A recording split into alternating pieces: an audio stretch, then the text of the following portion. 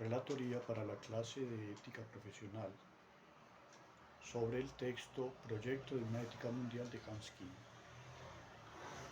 Primero quiero comenzar aclarando algunos términos tomados del glosario de ética teológica de Axel Hernández Fajardo. A diferencia de los saberes teóricos, la ética constituye un tipo de saber que orienta la acción humana en un sentido racional. La ética como asunto público. La ética pública es la participación activa del ciudadano en la organización de la vida política y del Estado, dimensión social o política de la ética que desde Platón y Aristóteles constituye una exigencia del ciudadano con la polis. Ética civil o cívica. Se basa exclusivamente en la racionalidad humana y lejos de cualquier confesionalidad. La autonomía. Es la capacidad de darse uno a sí mismo sus propias normas, conforme a las cuales orienta y constituye su propia vida. Kant defendió la autonomía absoluta de la voluntad, al decir que el hombre es como un legislador universal y el único juez y soberano de sus actos. Solo el ser humano es fin en sí mismo. Él es efectivamente el sujeto de la ley moral, que es santa gracias a la autonomía de su libertad. Religión. Según unos viene de religare, vincular, atar. Otros, como San Agustín, dicen que proviene de reeligere, elección que hace el hombre para restaurar la unión rota por el pecado original. ¿Ética para qué? Sin normas éticas universalmente obligantes, sin global standards, las naciones se van a ver abocadas, por decenios de acumulación de problemas, a una crisis colapsante, es decir, a la ruina económica, el desmoronamiento social y la catástrofe política. ¿Para qué una ética? ¿Para qué ser moral?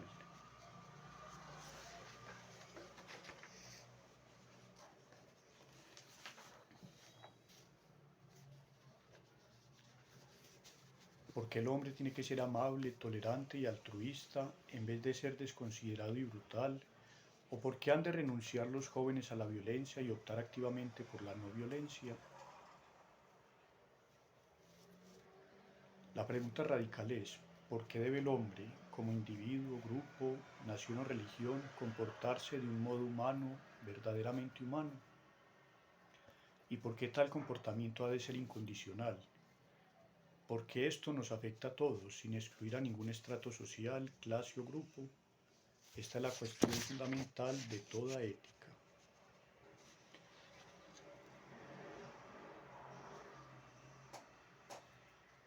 Mínimo de valores, normas y actitudes comunes.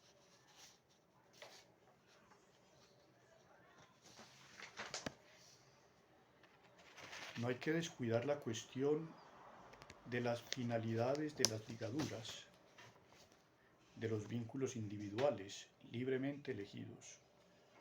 La vinculación a orientaciones, valores, normas, actitudes y contenidos vitales, y todo ello, si los signos no nos engañan, a un nivel transnacional y transcultural. Ética de la responsabilidad. La ética de la responsabilidad, en el sentido propuesto por Max Weber con ocasión de la Revolución de Invierno de 1818 a 19, una ética así tampoco puede decirse aideológica, según Max Weber, sino que se pregunta realísticamente por las previsibles consecuencias de la acción y asume su propia responsabilidad. Por tanto, ética ideológica y ética de responsabilidad no son conceptos totalmente contrarios, sino complementarios que coadyuvan a la formación del hombre auténtico, del que puede tener vocación para la política. Responsabilidad de la comunidad mundial con respecto a su propio futuro, responsabilidad para con el ámbito común y el medio ambiente, pero también para con todo el mundo futuro. Objetivo y criterio, el hombre. El hombre ha de ser de lo que es, más de lo que es, ha de ser humano. El hombre ha de ser humano. Para configurar un mundo mejor se requieren identidad y solidaridad. El hombre, según la formulación kantiana del imperativo categórico, no podrá jamás convertirse en simple medio. Tendrá que seguir siendo siempre objetivo último, finalidad y criterio decisivos. Dinero y capital, lo mismo que el trabajo, sí son medios y también la ciencia, la técnica y la industria.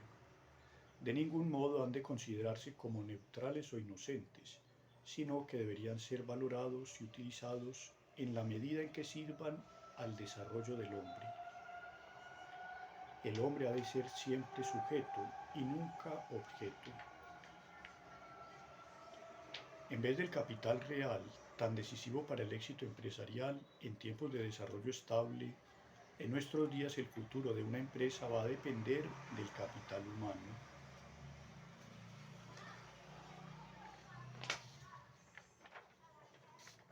Una coalición de creyentes y no creyentes.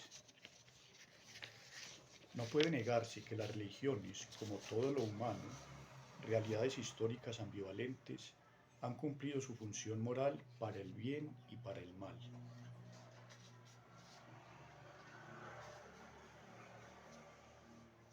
Decidir por o contra la religión. De hecho, creyentes y no creyentes suscriben el contenido del artículo primero de la Declaración de Derechos Humanos, ratificado por las Naciones Unidas el 10 de diciembre de 1948, después de la Segunda Guerra Mundial y del Holocausto. Todos los seres humanos nacen libres e iguales en dignidad y derechos, y dotados como están de razón y conciencia, deben comportarse fraternalmente los unos con los otros. Se requiere un respeto mutuo, un mínimo entre creyentes y no creyentes. Ética en la tensión entre autonomía y religión. No todos los progresos de la ciencia son automáticamente progresos en humanidad.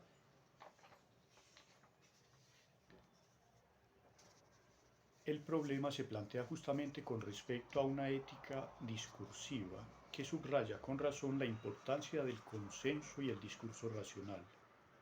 ¿Por qué preferir el discurso y el consenso y no la confrontación violenta?